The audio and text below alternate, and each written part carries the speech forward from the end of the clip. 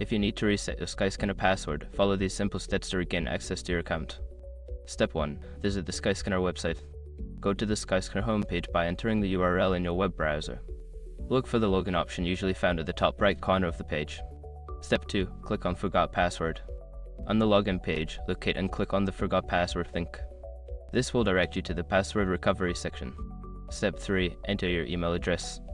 In the password recovery forum, enter the email address associated with your Skyscanner account. Make sure to double check for any typos before submitting. Step 4. Check your email. After submitting your email, check your inbox for a password reset email from Skyscanner. If you don't see it, check your spam or junk folder.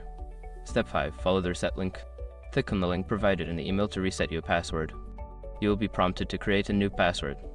Make sure to choose a strong password and confirm it before saving. Once you have completed these steps, you should be able to log into your Skyscanner account with your new password. If you encounter any issues, consider reaching out to Skyscanner's customer support for further assistance.